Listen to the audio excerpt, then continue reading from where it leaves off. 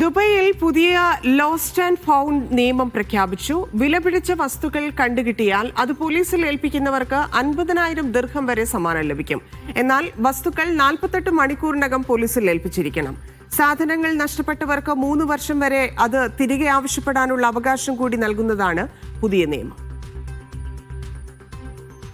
ഷിനോജ് ഷംസുദ്ദീൻ ചേരുന്നുണ്ട്. ഷിനോജ്, വളരെ പ്രധാനപ്പെട്ടൊരു തീരുമാനമാണ് എടുത്തിരിക്കുന്നത് പുതിയ നിയമത്തിലൂടെ എന്നുള്ളതാണ്. കാരണം നഷ്ടപ്പെട്ട ആളുകൾക്ക് പിന്നീട് അത് അന്വേഷിച്ച് കണ്ടെത്തി കൊടുത്താൽ ഒരു പ്രതിഫലം നൽകുക എന്നുള്ളത് കൂടുതൽ കേസുകൾ തീർപ്പാക്കാൻ സാധ്യമാകും എന്നുള്ളത് കൂടിയാണ്. എന്താണ് ആ നിയമത്തിന്റെ കൂടുതൽ വിവരങ്ങൾ? ധന്യ, സാധാരണ നിലയിലൊരു സാധനം നഷ്ടപ്പെട്ടാൽ തിരികെ കിട്ടാൻ സാധ്യത ഏറെയുള്ളൊരു നഗരമാണ് ദുബായ്.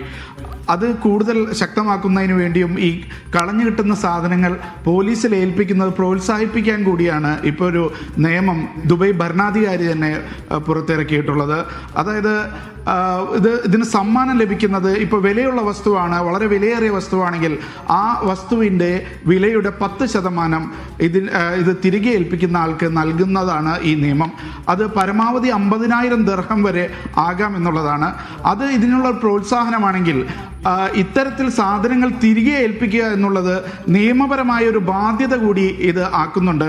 അതായത് ഇത്തരം ഒരു സാധനം ലഭിച്ചാൽ 24 മണിക്കൂറിനുള്ളിൽ ദുബായ് പോലീസിന്റെ ഇലക്ട്രോണിക് സംവിധാനത്തിൽ അത് രജിസ്റ്റർ ചെയ്തിരിക്കണം. 48 മണിക്കൂറിനുള്ളിൽ ഈ സാധനം പോലീസിനെ കണ്ടുകിട്ടുന്നവർ ഏൽപ്പിക്കുകയും വേണം.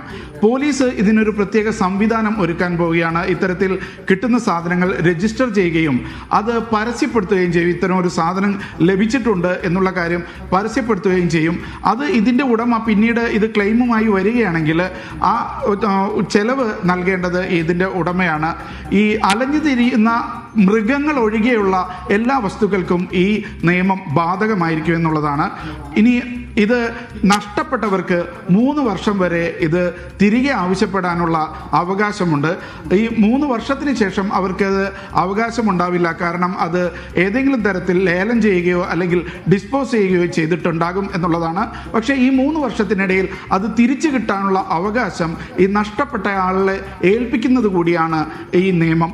ഇനി ഇത് തിരിച്ചേൽപ്പിച്ച ആൾ, ഇത് വിലപിടിപ്പുള്ള വസ്തുവാണ്, എനിക്ക് 1 വർഷം അത് ഉപയോഗിക്കാൻ കഴിയുമോ എന്നൊരു റിക്വസ്റ്റ് വേണമെങ്കിൽ പോലീസിന് മുന്നിൽ വെക്കാം. 1 വർഷത്തിന് ശേഷം ഇത് തിരികെ ഏൽപ്പിച്ചതിന് 1 വർഷത്തിന് ശേഷം വേണമെങ്കിൽ എനിക്കത് ഉപയോഗിക്കാൻ തരുമോ എന്നുള്ള നിലയ്ക്ക് ഒരു റിക്വസ്റ്റ് വേണമെങ്കിൽ പോലീസിന് മുന്നിൽ വെക്കാം. സാഹചര്യങ്ങളുടെ അടിസ്ഥാനത്തിൽ പോലീസിന് അതിന് അനുമതി നൽകാം. എന്നാൽ ഈ 3 വർഷത്തിനുള്ളിൽ ഇതിൻ്റെ ഉടമ തിരിച്ചു വരികയും ഈ സാധനം തിരിച്ച് ആവശ്യപ്പെടുകയും ചെയ്താൽ അത് തിരികെ നൽകണമെന്നാണ് ഈ നിയമം അനുശാസിക്കുന്നത്. ഈ നിയമത്തിൽ ഏതെങ്കിലും തരത്തിൽ വീഴ്ച വരുത്തുകയാണെങ്കിൽ അല്ലെങ്കിൽ കണ്ടുകിട്ടിയ സാധനം ഒരു നിയമബാധ്യതയുമില്ലാതെ ഉപയോഗിക്കുകയാണെങ്കിൽ 500 ദിർഹം മുതൽ 2 ലക്ഷം ദിർഹം വരെ പിഴ നൽകേണ്ട അവസ്ഥയും ഈ നിയമം മുന്നോട്ട് വെക്കുന്നുണ്ട്. ധന്യ. യെസ്, ഇത് പൊതുവെ ഇതുമായി ബന്ധപ്പെട്ടുള്ള പ്രതികരണങ്ങൾ വന്നു തുടങ്ങിയിട്ടുണ്ടോ? കാര്യം നഷ്ടപ്പെട്ട ആളുകളെ സംബന്ധിച്ച് അല്ലെങ്കിൽ നഷ്ടപ്പെടാൻ സാധ്യത കാണുന്ന വസ്തുക്കൾ, അത് പ്രത്യേകിച്ച് ഈ വളർത്തുമൃഗങ്ങൾ പോലെയുള്ള കാര്യങ്ങളല്ല, അതിനപ്പുറത്തേക്ക് വസ്തുക്കളാണെങ്കിൽ അത് വലിയ ആശങ്കയുണ്ടാക്കുന്ന കാര്യമാണ്. അതുകൊണ്ട് തന്നെ അതിൽ ആളുകൾ പ്രതികരിക്കാൻ സാധ്യതയുണ്ട്, അവരുടെ ആശ്വാസം പങ്കുവയ്ക്കാനുള്ള സാധ്യതയുണ്ട്. അത്തരത്തിലുള്ള പ്രതികരണങ്ങൾ വന്നിട്ടുണ്ടോ?